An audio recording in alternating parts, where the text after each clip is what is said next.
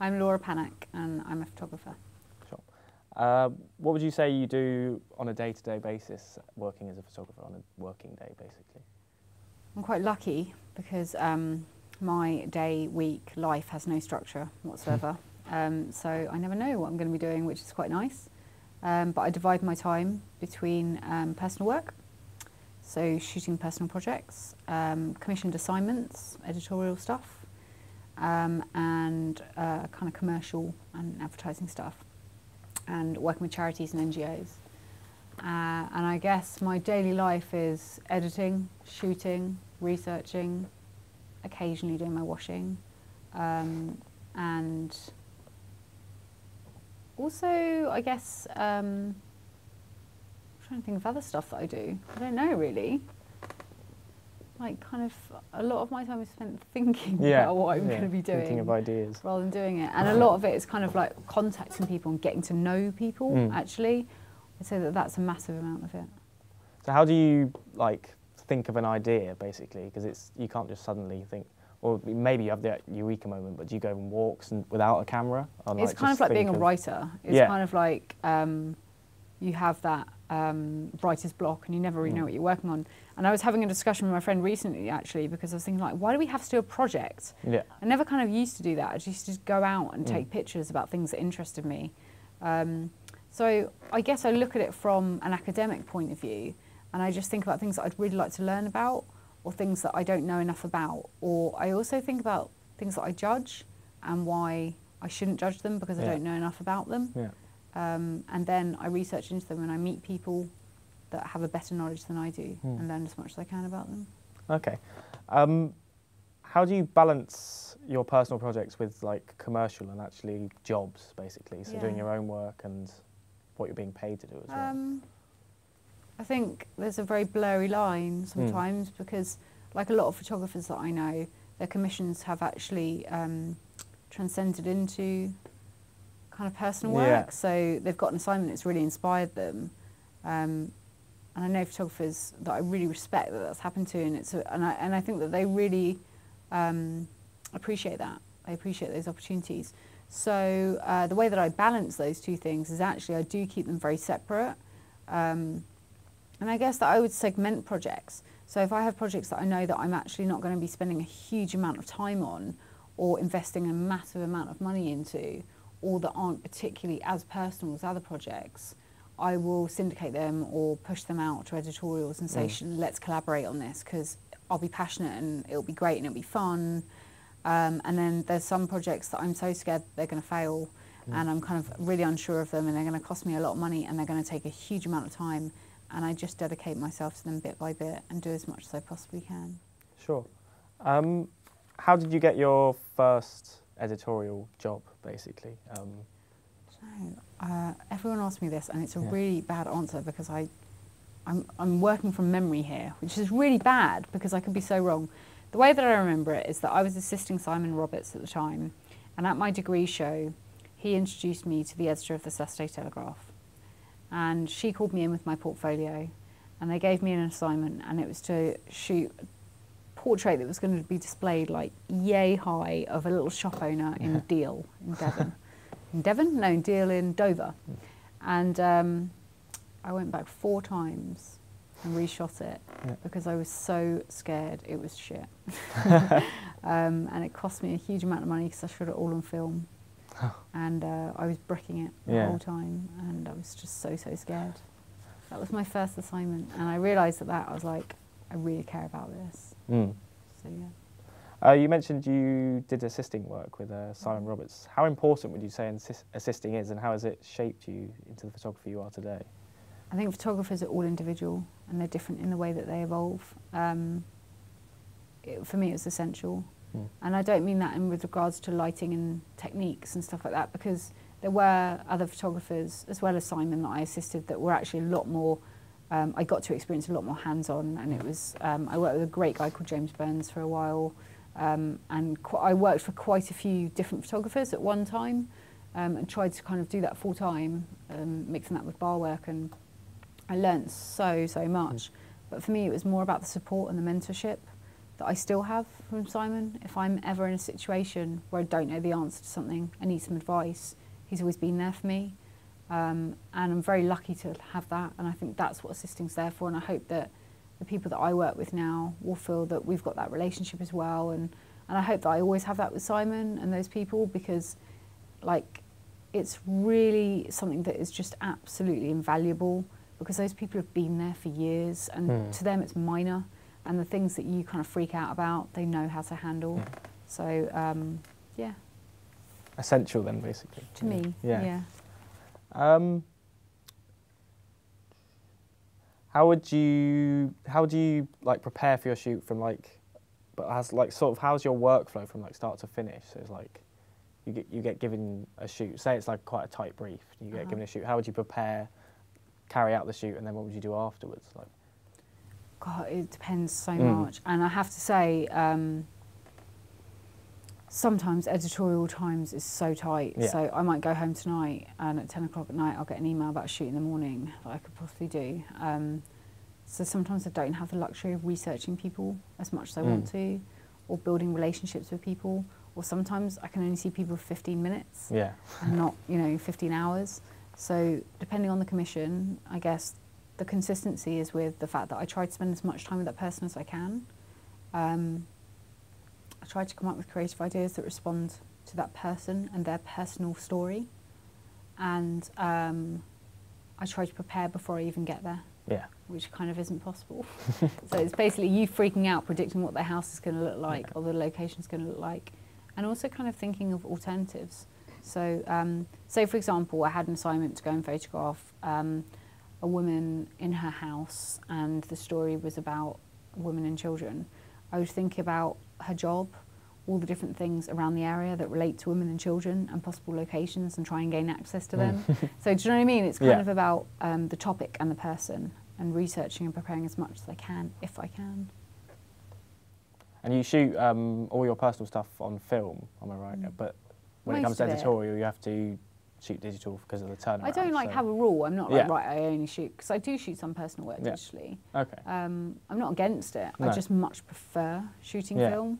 But I know that in low lighting and in certain, like the project that I did for Save the Children, could not have shot that on film.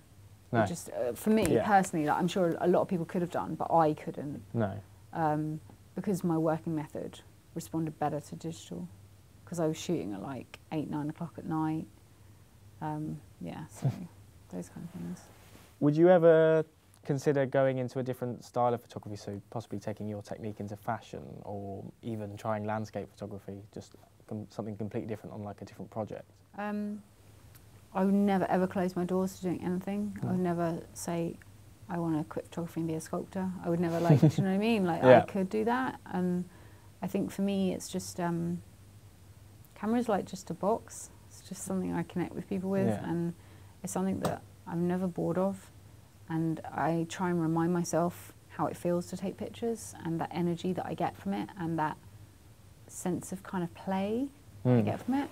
But I was lucky to stumble across photography and get that joy, and there's probably things that I haven't tried that I might get equal amount of joy out from. So I don't know, like okay, I've done it, but maybe if I hadn't done screen printing, I may be like, wow, this is amazing.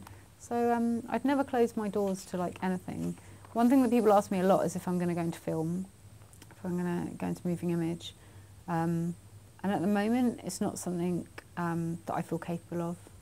I feel it takes a lot of thinking and energy for me to just put everything in one frame, and I quite enjoy that.